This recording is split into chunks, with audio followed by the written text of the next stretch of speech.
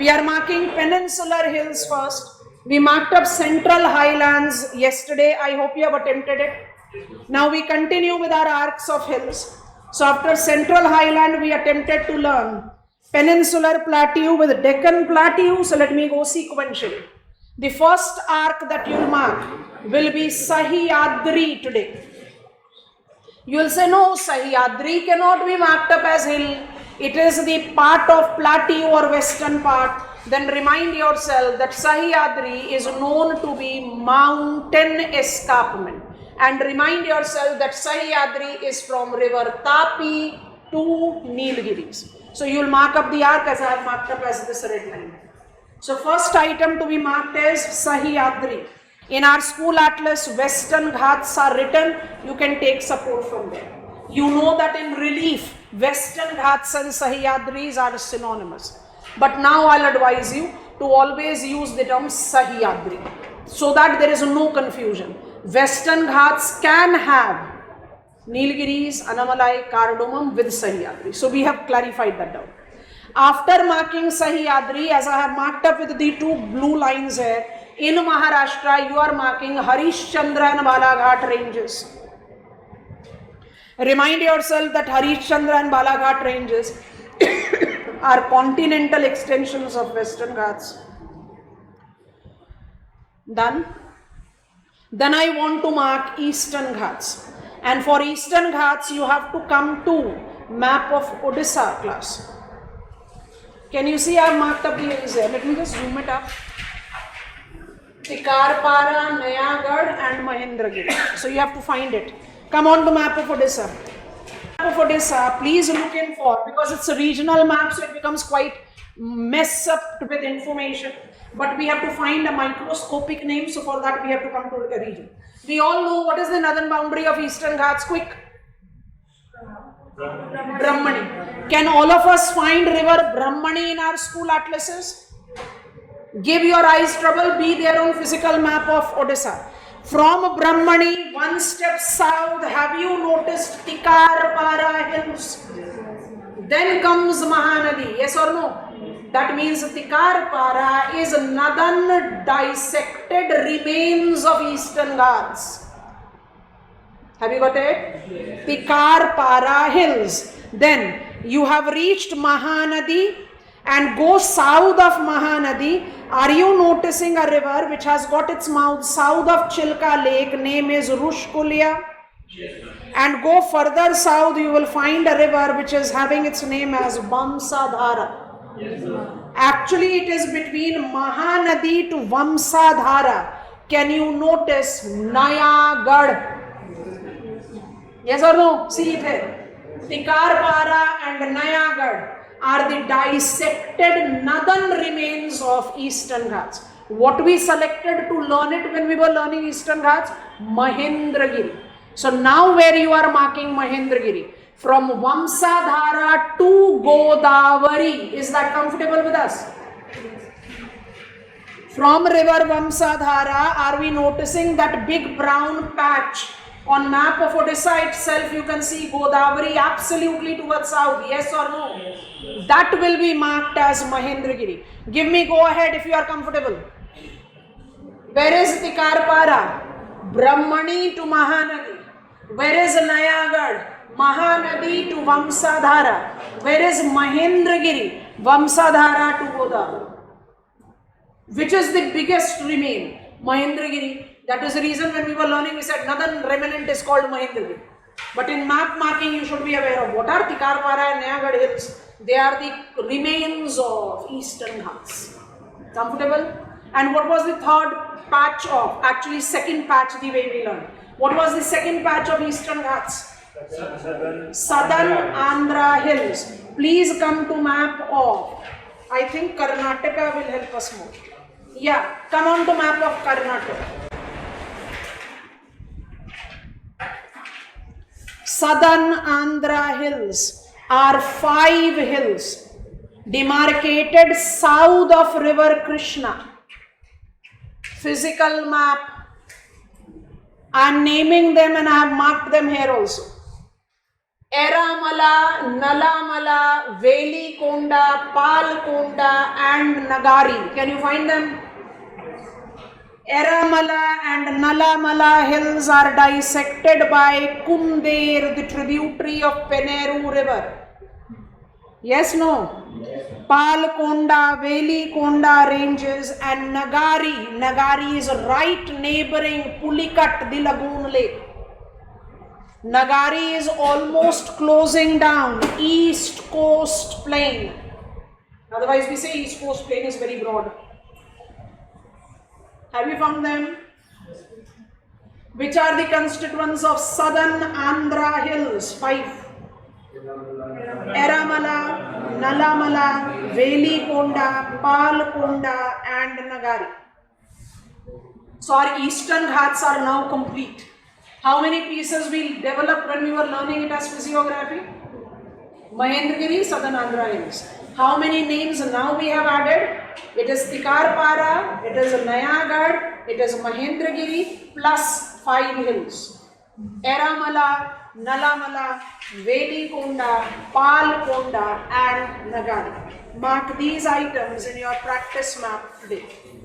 Advancing monsoonal winds make up its movement like, I'm talking about only northeastern branch. When crossing via Bay of Bengal, entering Myanmar. So we are saying that this branch is making its move via Myanmar to India.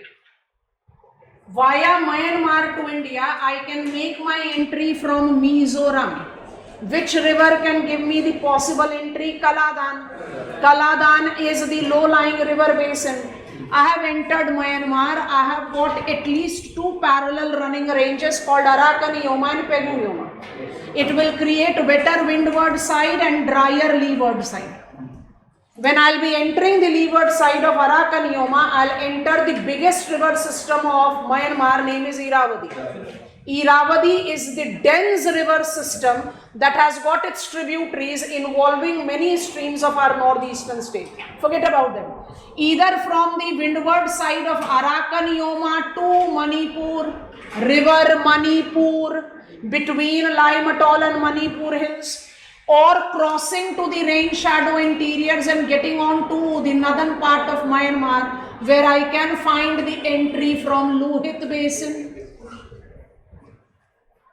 Mind it here, orographic barrier, if would have been very effective, I definitely would have the conditions much corresponding to Nokrek or Cherrapunji, etc. We don't have.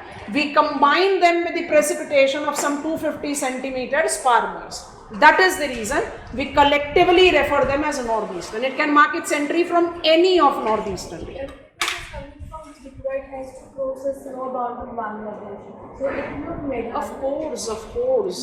Of course. When I say northeastern branch, it is like I can enter from Bangladesh to Tripura also. Are you understanding it, class? Are we creating watertight compartment? You are northeastern branch, dare not enter Bangladesh. Can it happen like this? No. Come on, be logical. Range of Rohilkhand and Awadh. Are Rohilkhand and Awadh range? First tell me this. Rohilkhand and Awadh are plains. Awadh plains are eastern plains. Rohilkhand are western plains. You can see on your map very clearly, Rohilkhand has got slight higher elevation than Awadh. It has got average elevation of 300 meters. That is the way you can demarcate. Thus Rohilkhand is a smaller sized west, high elevated. Awadh is bigger sized east. How was the class? Have simple reading of your class notes, nothing else. If you are 100% convinced, then go and read your NCERT, I don't know. Because when I talk about Western Ghat branch, you are in peninsular location, you have got different variations of the low pressure developed by the continentality, as Telangana and Dandkarne, and Central Indian branch are more proximate to Satluj Yamuna plain, where pressure gradient has facilitated their movement more towards northwest. That is the reason they are taking that bend. And Western Ghat branch is covering major of peninsula, Central Indian and Kathiawad eventually goes to Punjab area. Wind will always move following pressure gradient. And if they have been moving in a certain manner consistently, you have to understand that there has been certain consistent pressure difference that has been prevailing there. No, we cannot call it Tripura branch. We cannot call it Mizoram branch. We cannot call it Manipur branch. We will call it Northeastern branch because it has got possibility to enter from any of northeastern states via Myanmar.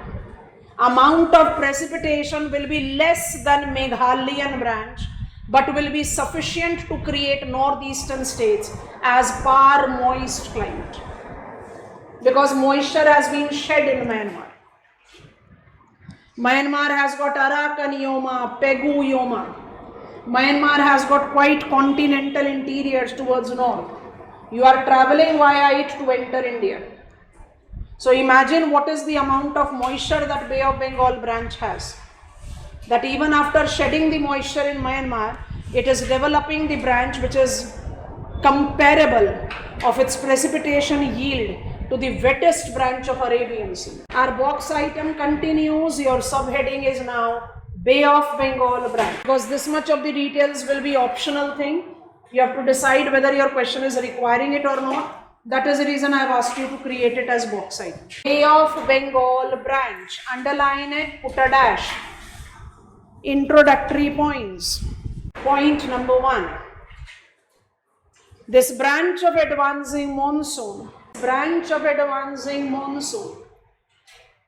in its advection over Bay of Bengal, dash and write down, more enclosed water body, underline it, more enclosed water body, underline it, again put a dash, holds more moisture than Arabian Sea branch. Next pointer. Assessment of wind pattern categorizes it in 3 sub-branches. Again ABC, then we'll be detailing. Meghalayan branch, Northeastern branch, Meghalayan branch. Underline, put a dash, sub-bubble point. It is the wettest branch of advancing monsoon. Apart from developing wettest windward slopes of Khansi Hills, also generates moist to par moist rain shadow. Put a dash and write. These combined winds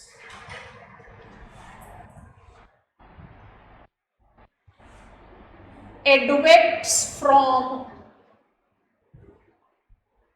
east to west,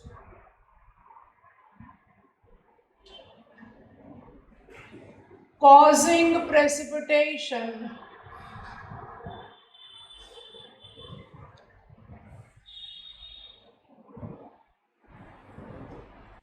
in a major part of northern India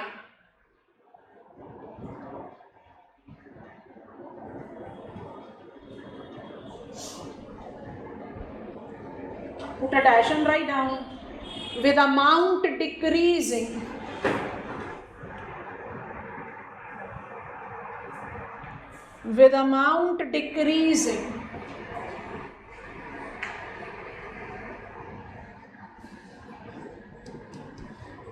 from east to west.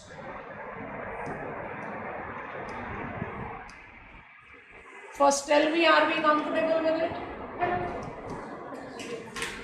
And now please take note of what I have just created as random choice of places. My amount of precipitation is decreasing from east to west. I have understood. It is the combined influence of Meghalayan branch and Northeastern branch. No need to write, but just try to take reference of it. I have marked it here. Darjeeling Mussoorie, Shimla.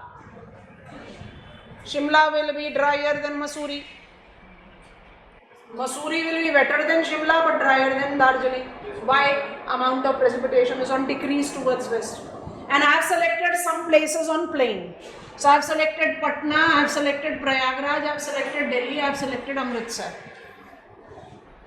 Delhi will be wetter than Amritsar, drier than Prayagraj. Ideally, Delhi, it is located east of Shimla. Should be wetter than Shimla, but it is not. Amount of precipitation decreasing from east to west, we have understood. This decrease will be applicable to the hill stations and this decrease will be applicable to the plain. Rate of decrease of precipitation will be steeper on plain because on mountain, orography will give you reason to rise and cause precipitation. Yes or no? Shimla is located more west of Delhi, but it is wetter than Delhi. I hope you are understanding. Delhi is located west of Prayagraj, thus is drier than Prayagraj. As I read these examples, it creates confusion. So just remain very clear in your brains. Amount of precipitation is decreasing from east to west in entire extra peninsula. Only thing is that in mountains, rate of decrease of precipitation will be delayed because of orographic barrier. Plains, it will be much more swift. Comfortable? Last, C, Utkal branch.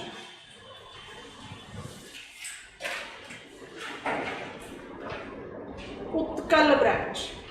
Cautiously visualize as you write. Utkal branch.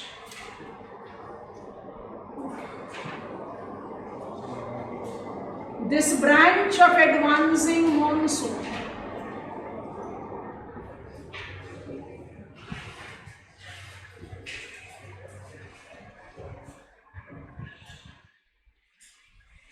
enters from Utkal coast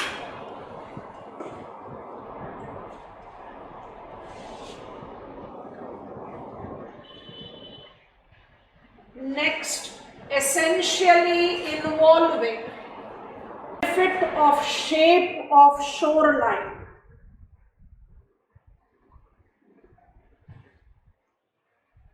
Next, it causes precipitation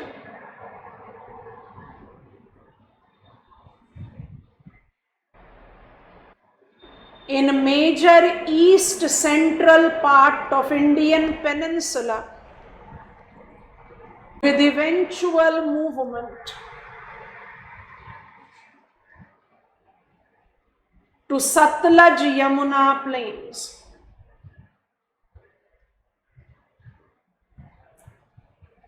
Star mark.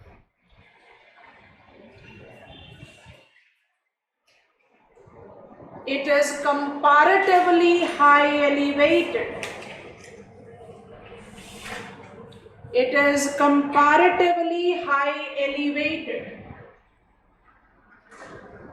Chota Nagpur plateau develops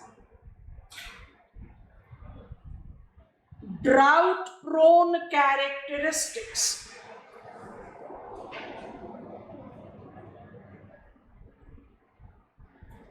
Bracket, due to less developed low pressure.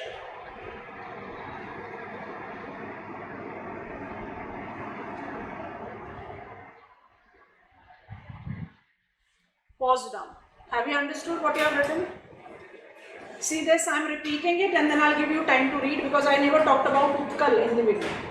My Coromandel coast remains dry during, I'll just clean it, I'll re-attempt it. My Coromandel coast remains dry during advancing monsoonal season because my wind is running parallel to the shore. It is facilitated by the nature of shoreline. There is one technical edge to it, we don't want to add it here. It is this movement that automatically will give me the inlet here. Koleru Lake is my boundary line. This is my Coromandel coast, this is my Utkal coast. Utkal branch is entering in Utkal coast because of the benefit of shoreline. As it enters Utkal coast, it is entering in Andhra Pradesh, it has got Odisha, it has got West Bengal.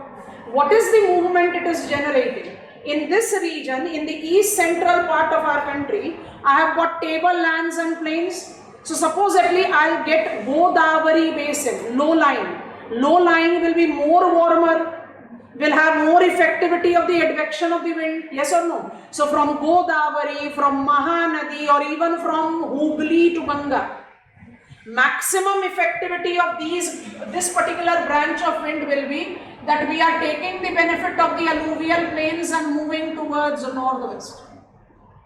In this Chota Nagpur plateau, what craton? Singhbhum craton. High elevated tableland, higher elevation, comparatively colder. I am not saying it do not receive rain. Drought prone region is receiving rainfall 50-40 centimeters. But it generates its drought prone characteristics because Utkal branch is least effective there. Reason, it do not develop the desired low pressure. So I am advecting from Mahanadi basin, I am advecting from Brahmani basin, I am advecting from Hooghly basin. My ultimate objective is to reach Punjab, Haryana. In that I am causing precipitation in major part of east central plateau, eventually to go to Satluj Yamuna plain and generate Chota Nagpur plateau as a drought prone interior. So kindly remind me with the name. Drought prone interior number 1. Rain shadow interiors of Sahyadri. Drought prone region number 2. Telangana plateau. Drought prone region number 3. Dandakarnaya plateau. And drought prone region number 4. Chota Nagpur plateau. They are called 4 major drought prone regions of Indian plateau. Rain shadow Sahyadri, Telangana, Dandakarnaya, Chota Nagpur. Please have the reading of Utkal branch one more time because I have asked you to write without explaining.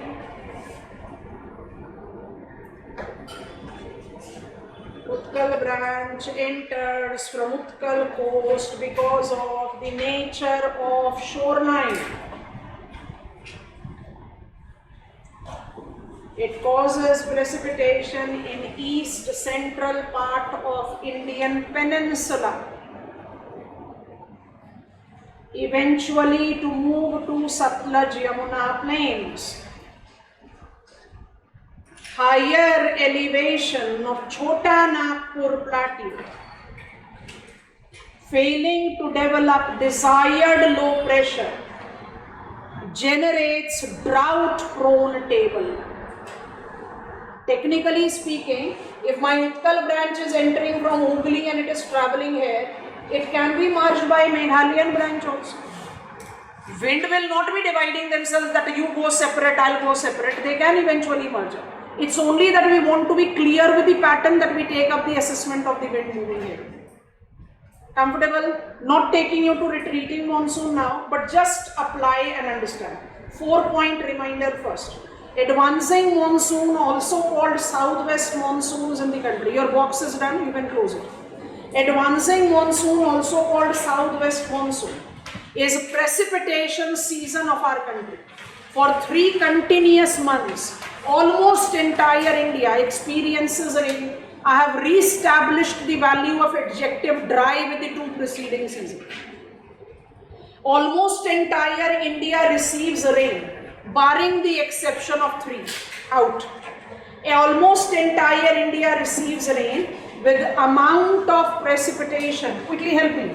With amount of precipitation decreasing from south to north, west to east in peninsula, east to west in extra-peninsula. I think we are done with it. And this pattern I need to elaborate if it is a demand of the question is interpreted by the fact that Indian landmass and Indian relief combines to divide southwest monsoonal wind pattern into 2 principal branches, and 3 each sub branches. Once I take their movement, it becomes easy for me to understand what is the precipitation pattern. Comfortable? Virtual class. Ram, can you please recall what is the alignment of Purvanchal? North-south. North-south. What is the movement or advection of wind from Myanmar to India? Again north-south, eventually to go east-west. So whether it is Manipur or Lime Atoll, Mizo or Patkai boom, I hope you are understanding, they will just be giving you parallel movement, barring the exception of Mishmi. But if the Myanmar से enter कर रही है, Myanmar से river basin से enter कर रही है. Yes or no? If I am taking up reference of Mishmi and I apply my northeastern branch like this, it can create some windward side. Otherwise, we are largely having parallel effectivity. That is the reason the key pointer with which we started Bay of Bengal branch.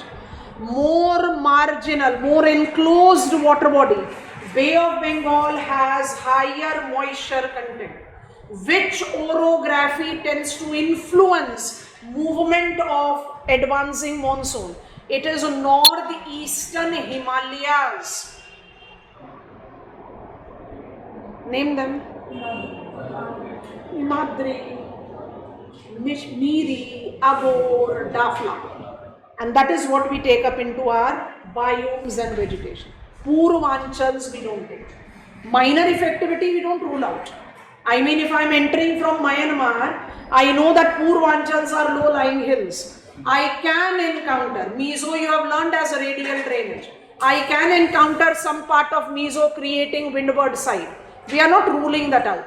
But because dominantly Purvanchals are north-south aligned, they don't have much manipulating role in precipitation. Otherwise, we would be having repetition of Cherrapunji and Mysore in some other states of northeast also. Cautious here class. Now, I as Western Ghat branch is happily settled here. But rest all the branches, whether it is Utkal branch, Meghalayan branch, Northeastern branch, Central Indian branch, Kathiawad branch, all of us sooner or later reaches Punjab Haryana. Sooner or later reaches Punjab Haryana. The technical beginning of advancing monsoon as identified by IMD is 15th June. And technical, the practical beginning of monsoonal showers in Kerala is last week of May or first week of June. And in northeastern states, the monsoonal precipitation begins surely by second week of June.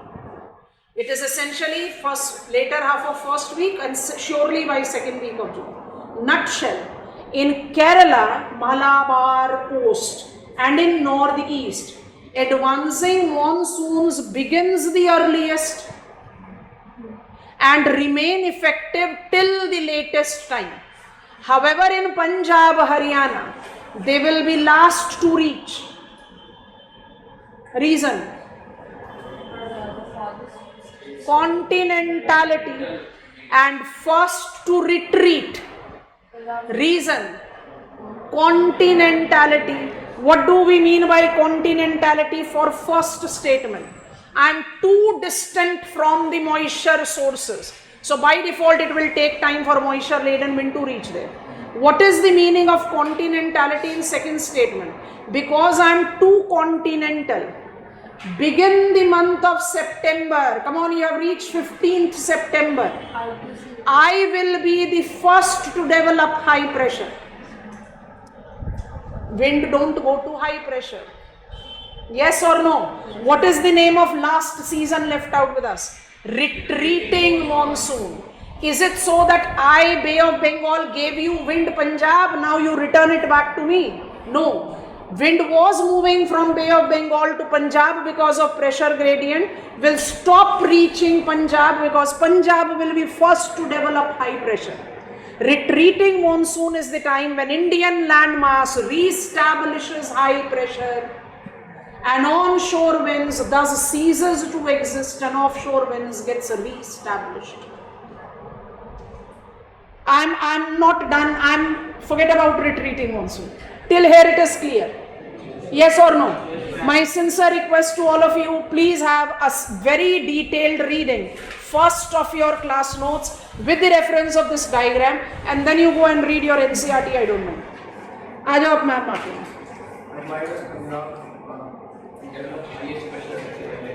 Because it is continental. Yes.